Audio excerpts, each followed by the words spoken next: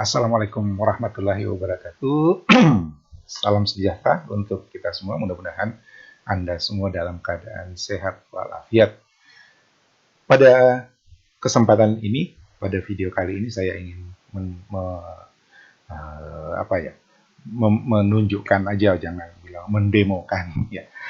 Pengen sharing saja tentang bagaimana kita menggunakan data science pada Google Sheet. Jadi bicara data science, machine learning, artificial intelligence untuk saat sekarang itu bukan lagi hal yang rumit atau sulit yang hanya bisa digunakan oleh mereka yang paham tentang IT atau mereka yang paham tentang teknologi artificial intelligence. Tapi sistem artificial intelligence, platform artificial intelligence itu sekarang sudah mudah, sudah gampang untuk diakses oleh siapa saja, karena memang arahnya seperti itu. Perkembangan artificial intelligence, machine learning dan sebagainya itu sudah di level terapan. Jadi proses pengembangan tetap dilakukan oleh mereka yang berkecimpung di bidang IT. Kemudian untuk terapannya itu sudah mudah, sudah gampang diakses oleh siapa saja. Seperti yang ingin saya tunjukkan pada video ini adalah bagaimana kita melakukan sentimen analisis menggunakan Google Sheet, di mana kita tahu aplikasi Google Sheet itu sekarang sudah populer, ya. Anda yang biasa menggunakan Excel kemudian menggunakan Google Sheet itu sudah tidak asing lagi. Jadi Google Sheet itu adalah aplikasi yang sudah cukup dikenal oleh banyak orang. Nah, sentimen analisis itu apa? Sentimen analisis itu kita ingin melihat apakah penilaian orang terhadap kita atau terhadap bisnis kita atau terhadap pelayanan kita. Misalnya, kita ini adalah pengusaha bidang yang paling sering berhubungan dengan pelayanan itu hotel, restoran, ya, yang kalau seperti pelayanan umum di instansi barangkali dia hanya sekitar 10-15 menit sampai setengah jam misalnya berinteraksi, itu pun juga ada penilaian dari si pengguna jasa untuk memberikan pendapatnya. Nah, ini dia. Contoh kembali ke pengusaha hotel atau pengusaha restoran, ya, di mana pelayanan kepada pelanggannya itu menjadi satu hal yang krusial, ya. Ketika pelanggan merasa puas, kemudian dia menginformasikan kepada orang lain melalui entah itu review atau entah itu sekedar menuliskan pendapatnya di media sosialnya sendiri, itu juga bisa bermakna, bisa memberi dampak, bisa memberi efek kepada usaha kita. Itu sebagai contoh, ya, misalnya di Google Maps, ya, di Google Maps itu ada ada layanan dari siapapun yang berkunjung. Misalnya, ya, saya ambil di sini, ya. Saya kira semua orang tahu Bali, ya. Saya ambil katakanlah saya pilih satu hotel di sini. Ini pas. Ini kalau gini udah kelihatan gitu ya. Saya pilih misalnya satu hotel di sini. Ini acak aja ya. Jadi nggak ada maksud, nggak ada hubungan dengan siapapun, ya. Tidak bermaksud mempromosikan atau sebagai contoh saja bahwa di sini itu Google Maps itu menyediakan layanan, ya, di mana kita sebagai orang awam, sebagai masyarakat umum, kita bisa membagikan informasi entah itu kepada sesama masyarakat umum atau juga kepada si pemilik bisnis. Jadi di Google Map itu kita bisa memberikan rating, kita bisa memberikan review, ya, seperti ini. Ini misalnya, ya, ada review, all review. Ini nggak terlalu kelihatan, kita cari yang lain, ya. Biasanya reviewnya tuh langsung kelihatan kok. Saya cari, maaf ya, hanya sekali lagi saya pilih acak nih hotelnya. Ya, nggak ada maksud apapun. Nah, ini contoh. Ini sepertinya dibatasi ya. Nah, ini ada 2000 review. Jadi ini adalah pandangan orang ya terhadap pelayanan di hotel ini. Misalnya ini dapat dikasih bintang 5 sama si Brian Rogan ya. Ini pasti dia sudah nginep di hotel itu dan merasakan bagaimana pelayanannya. Kemudian dengan senang hati, dengan perasaan yang dia dapatkan selama menginap di hotel itu, dia memberikan reviewnya. Nah, sebagai pengusaha bisnis hotel, restoran, atau semacamnya, ya hospitality seperti itu, ini maknanya apa? Apakah si Brian ini puas atau bagaimana? Ya, apakah mungkin dia ngasih bintang 5 ya, dia kasih bintang 5, tapi dalam reviewnya itu ada sedikit catatan misalnya, ya. Nah, kalau seperti ini 2000 review, saya nggak tahu ini 2000 review tadi ya. Saya nggak tahu ini berapa lama, ya. Kalau itu sebulan terjadi 2000, bahkan jangan 2000, sebulan terjadi 100 review, itu juga cukup merepotkan bagi pebisnis hospitality seperti ini untuk terus membaca review-review itu. Ya, walaupun tapi itu baik ya, harus ini gunanya ada review supaya satu, orang atau masyarakat umum tahu bagaimana kepuasan orang lain terhadap pelayanan di bisnis ini ya, di hotel atau di restoran ini. Tapi itu juga bermanfaat bagi si pemilik bisnis untuk mempelajari apakah orang merasa puas atau merasa senang atau tidak, atau gimana. Nah, karena ini banyak ya, ada lembaga, ada pengusaha yang punya tim khusus untuk menangani ini. Mereka membaca bahkan mereplik setiap review yang diberikan oleh orang yang sudah merasakan pelayanan di situ. Itu baik. Gitu. Tapi tidak semua bisa seperti itu. Tapi kalau hotel besar seperti ini, saya kira mereka sudah mapan soal ini. Saya nggak perlu ngajarin. Cuma yang saya mau fokuskan di sini adalah bagaimana kita memanfaatkan data science, ya, bagaimana kita memanfaatkan machine learning untuk melakukan peninjauan terhadap review secara keseluruhan. Itu yang tadi saya sebut sebagai sentiment analysis. Ya, kita ingin lihat ini masuk kategori puas atau tidak. Ini masuk kategori positif atau negatif reviewnya. Ya, contoh ini 4/5, jadi ada sedikit hal yang mungkin mengganjal atau apa gitu. Seharusnya sih dibaca detail, tapi kalau kita mau melihat overall, kita bisa menggunakan machine learning, kita bisa menggunakan teknik-teknik data science, dan itu sudah sangat dipermudah. Ya, salah satunya kita menggunakan Google Sheets. Contoh, di sini saya sudah mengumpulkan dari satu hotel, saya tidak usah sebutkan hotelnya ya. Saya mengambil acak, ya. Nggak acak juga, saya ngambil hotelnya acak, kemudian saya ngambil berurutan nih. Ya, jadi ini adalah review, saya kopas saja. Ya, saya review. Seharusnya sih ada frame-nya, ada frame dalam waktu 1 bulan atau dalam waktu 1 tahun. Ada dalam waktu yang terbatas, kan? Supaya nanti kalau misalnya bulan ini kita melakukan analisis, nanti bulan depan kita lakukan analisis lagi. Apakah ada perbaikan atau ada peningkatan, kan? Harusnya begitu. Tapi ini buat contoh saja. Saya akan menunjukkan bagaimana kita melakukan sentimen analisis menggunakan fasilitas yang sudah disediakan untuk Google Sheet. Jadi nggak murni Google Sheet ya, ada bantuan lain. Oke, ini adalah koleksi review seperti yang tadi di sini ya. Ini saya kopas, saya masukkan ke sini. Ya, tapi ini nggak ada framingnya ya, nggak ada time seriesnya. Saya ambil aja yang terakhir, ya, jadi review terakhir.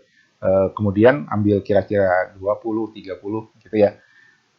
Kopas. Nah, saya nggak tahu isinya apa, saya nggak baca. Ya, saya nggak soal sebut hotelnya, tapi di sini ada beberapa clue. Nusa Dua, kemudian Bali, ya, Bali, Nusa Dua, banyak hotel di sana. Oke, apa yang bisa kita lakukan dengan ini? Ya, tadi saya katakan machine learning atau data science, machine learning, artificial intelligence itu sudah tersebar. Jadi kita nggak usah pusing lagi. Apakah kita harus development, bikin program dan sebagainya, bayar programmer. Padahal itu bukan core bisnis kita, gitu kan? Don't worry. Sudah tersedia. Tinggal kita pakai. Jadi yang saya tunjukkan hari ini bagaimana cara pakainya. Kan? Seperti itu. Oke, Google Sheet persis sama dengan Microsoft Excel ya. Tinggal fitur-fiturnya dicocok-cocokin juga bisa, gitu kan?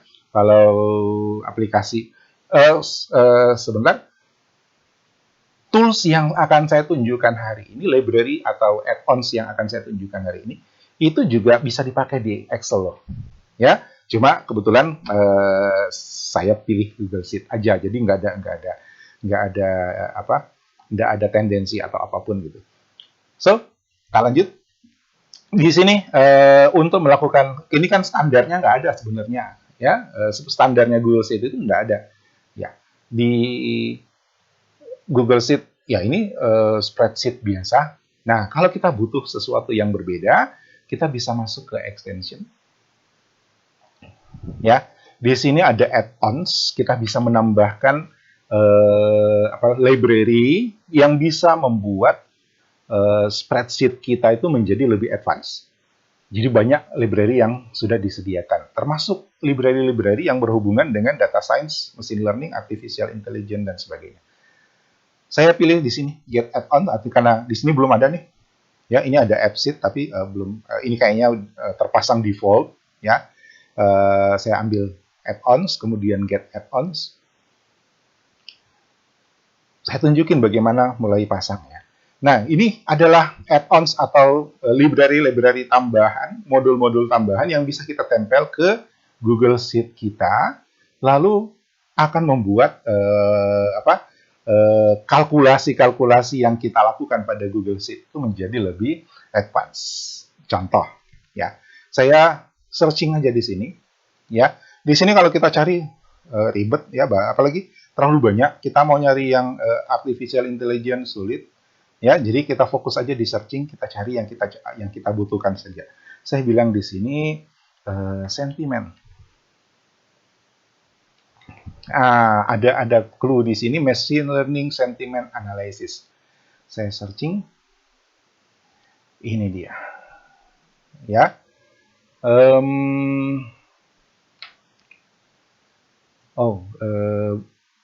Ini beberapa sudah saya coba ya. Ini ada di sini. Ini beberapa sudah saya coba, tapi yang ini berbayar ya, beberapa berbayar. Udah nggak usah.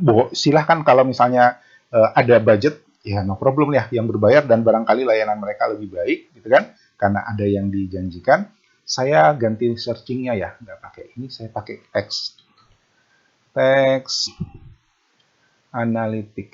Ini text analytic. Yang saya mau tunjukkan itu ini, ya, text analytic. Ini text to data API.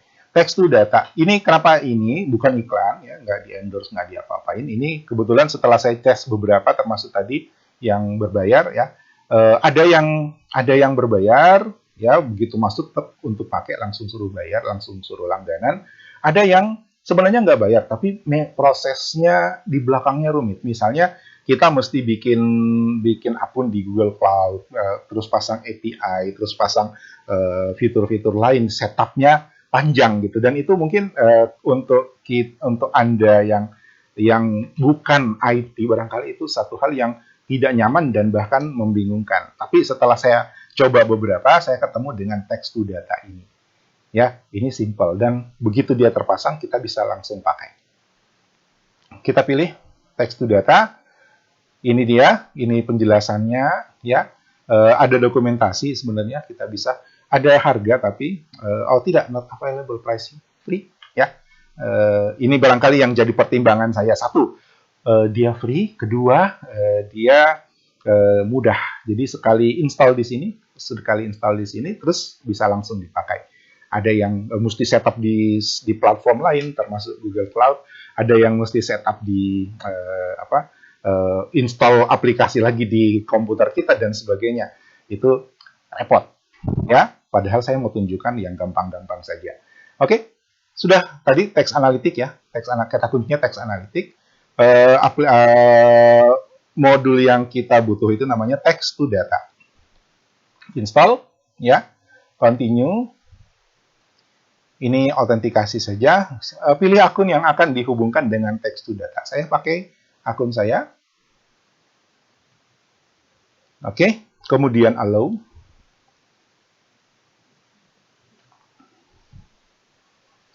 Oke, selesai. Dia kasih tahu ada di sana, ya. Dan ini boleh kita tutup dan kita cek di sini extension, add-ons. Oh, sorry. Ini mesti kita restart ya. Kita restart dulu. Apalagi refresh.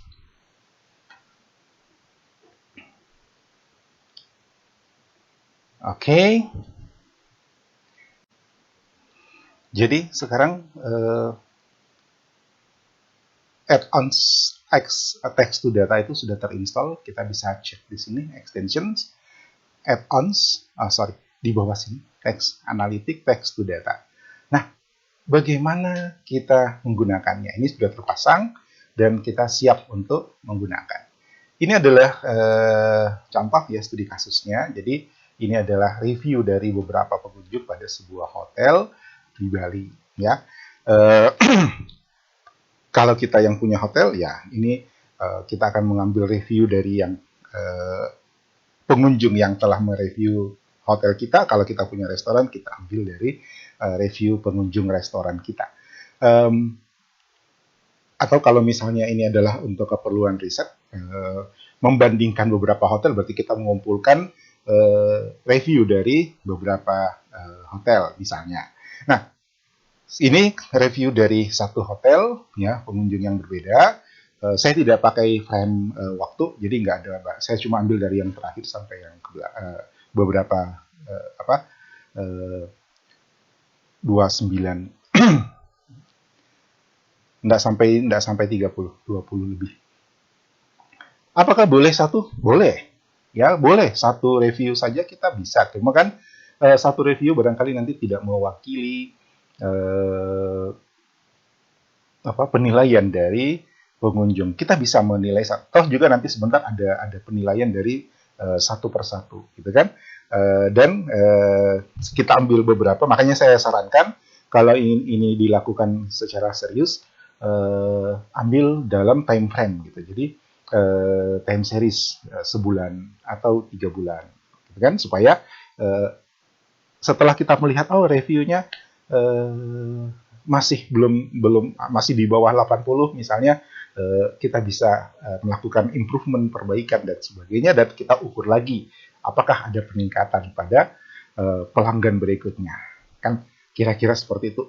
Anda yang tahu bisnisnya lah. Nah, lanjut.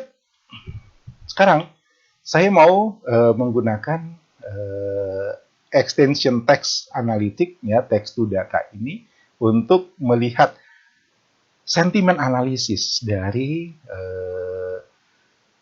review para pelanggan ini. Saya ulangi, sentimen analisis, kita melakukan analisis untuk menilai apakah review ini positif atau negatif. Positifnya seberapa, negatifnya seberapa.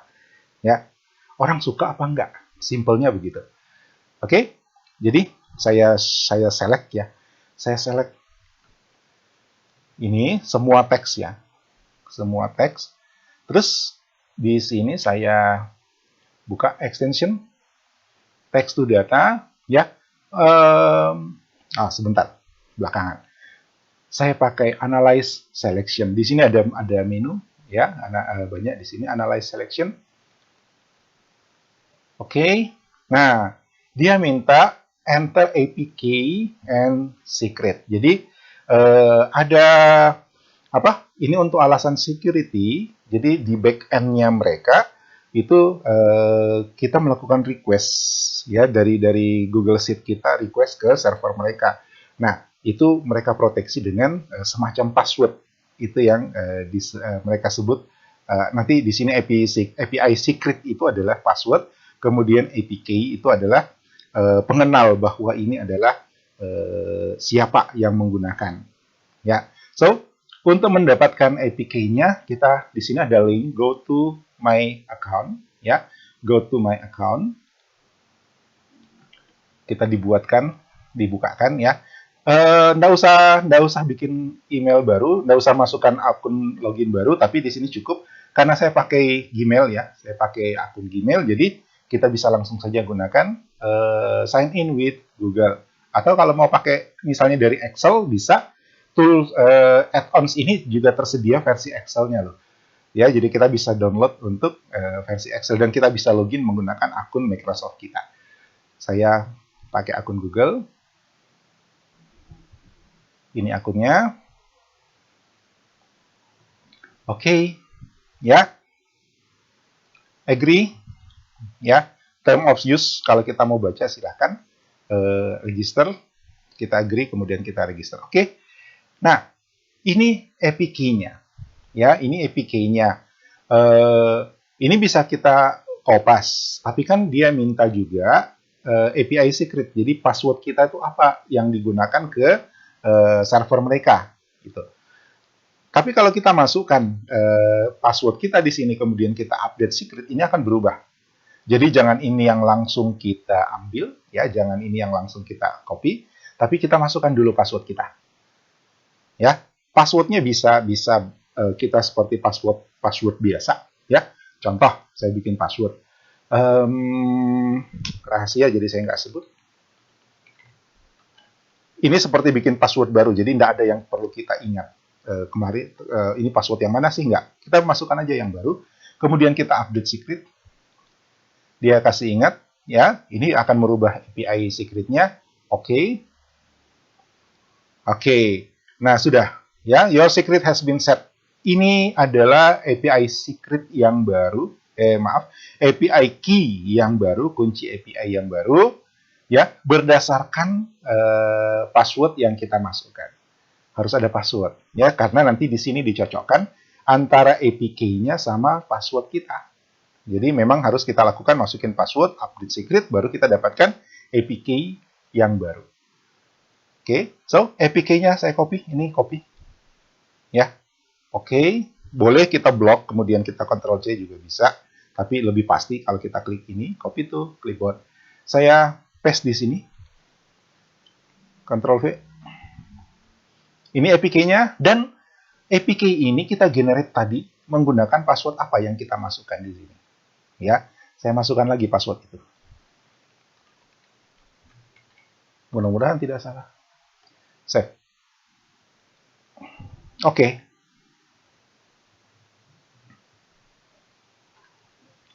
Sekarang belum berproses. Extension kita buka lagi, Analyze Selection. Yap. Processing. Nah, udah bisa kelihatan.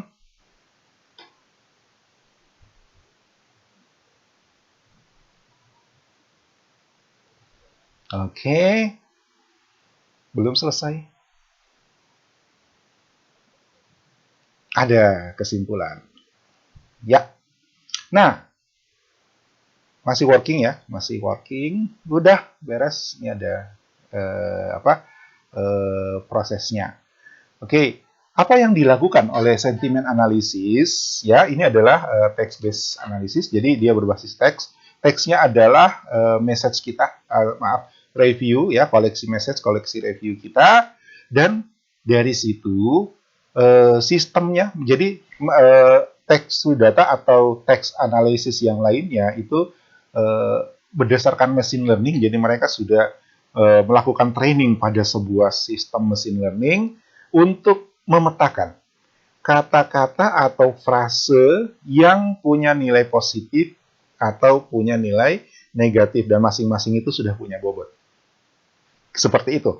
Kemudian ketika kita minta ini diproses, ya, maka kalimat-kalimat di dalam ini, ya, di dalam teks ini, dalam review ini, itu akan diekstrak, ya, diindeks by words by phrase, ya, diambil frasenya, diambil katanya,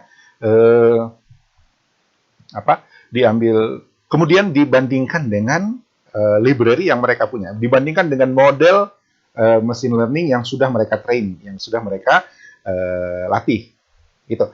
Dan kemudian diklasifikasi. Ini kata masuk kategori negatif atau positif.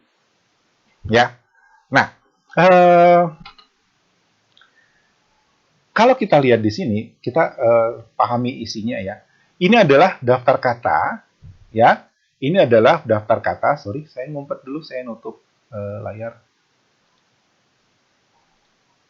Ya, ini adalah daftar kata, daftar frase yang sudah diklasifikasi. Jadi setelah diekstraksi dari sini, mereka dapat daftar kata, ya, daftar frase, kemudian diklasifikasi masuk ke positif atau negatif. Nah, ada yang mengganggu sebenarnya, ya, ada yang mengganggu. Ternyata kata Nusa Dua itu mereka masukkan klasifikasi negatif.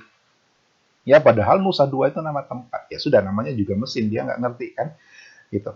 Nah, ini satu kelemahan dari ini, bahwa dia mengenali dengan baik kata-kata berbahasa Inggris. Jadi kata-kata Indonesia barangkali karena dia belum kenal, maka dia terklasifikasi masuk sebagai hitungan negatif.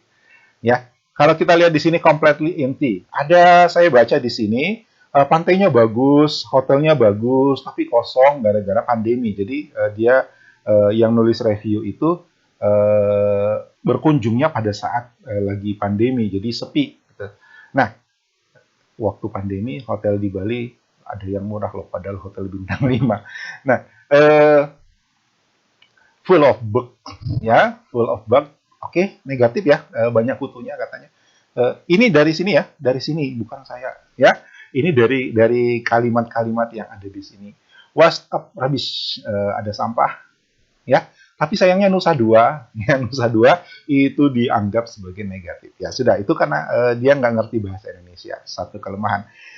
Ada barangkali kalau kita ambil yang lebih bagus atau yang menawarkan analisis yang lebih bagus, barangkali dia sudah mengenali bahasa Indonesia, tapi ada fee yang harus kita keluarkan untuk itu. Silahkan dipakai, gitu ya. Apalagi kalau budgetnya tersedia. Ini. Nah, dari analisis ini, dari setiap frase, dari setiap kata yang diekstrak, itu kemudian dipetakan dan masing-masing ada sentiment score-nya. Ini sentiment score-nya 0,6, ini dalam persen ya. 0,6, 0,6 ya. Kemudian kita juga bisa melihat di sebelah sini adalah kata-kata yang mereka sudah ekstraksi. Ya, yang mereka sudah ekstraksi. Jadi clean and every ya. Kemudian calm, neutral ya. Calm, best beach ya, pantai yang bagus, positif. Ini lokasi ya, lokasi. Clean, pandemic. Pandemic Nusa Dua. Jadi pandemic sama Nusa Dua, dua-duanya negatif nih. Ya, maka kesimpulan dia adalah negatif. Oke, ya. Padahal Nusa Dua itu nama. Ya sudah. Ini namanya juga mesin, tidak 100% ngerti, tidak 100% sempurna. Tapi dari sini kita kira-kira sudah bisa melihat, ya, sudah bisa melihat bahwa rata-rata pengunjung kita, kalau ini adalah bisnis kita, itu suka atau tidak. Dan kita masih bisa lihat kok detailnya, dia ngomong apa sih sampai negatif, ya masukkan negatif, itu satu ada nama Nusa Duanya. Bukan berarti Nusa Dua itu Nusa Dua itu negatif, bukan, tapi hanya karena library yang saya gunakan di sini itu belum mengenal kata Indonesia itu saja. Ya, so untuk Anda yang ingin mengelola ini secara serius, barangkali sediakan budget untuk menggunakan library machine learning yang lebih baik supaya dia bisa mengenali review berbahasa Indonesia. Ada kok, gitu. Oke, ini adalah overall-nya. Ya, selamat untuk bisnis hotel ini. Ternyata 67% mengatakan positif, ya, netralnya 17%. Hanya 14% yang mengatakan negatif. Itu pun juga karena salah mapping, salah klasifikasi menurut saya. Ya, oke. Selanjutnya terserah Anda. Ini mau dimanfaatkan bagaimana, mau diterjemahkan sebagai apa? Itu adalah kebijakan strategis dari pengelola bisnis. Saya hanya menunjukkan caranya. Ya, eh, apa yang saya simpulkan dari sini bahwa kita bisa menerapkan machine learning secara mudah di segala aspek kegiatan bisnis kita. Itu bukan lagi hal yang sulit, bahkan murah. Ya, tidak perlu bayar mahal. Cuman memang ada plus minus. Nah, ketika kita mau mengeluarkan sedikit biaya, barangkali kita bisa mendapatkan analisis yang lebih tajam, lebih baik, dan lebih bisa kita andalkan. Ya, tapi jangan abaikan yang negatif. Artinya kita nggak mungkin berharap bahwa semua review itu positif, kan? Karena negatif itu yang kita butuh sebenarnya yang negatif, karena kita disitulah batu loncatan kita untuk melakukan koreksi, melakukan improvement. Oke, untuk mahasiswa IT atau Anda yang belajar tentang data science, ini satu hal yang boleh dicoba. Terima kasih, itu yang bisa saya sampaikan untuk kesempatan ini. Sampai ketemu di video berikutnya.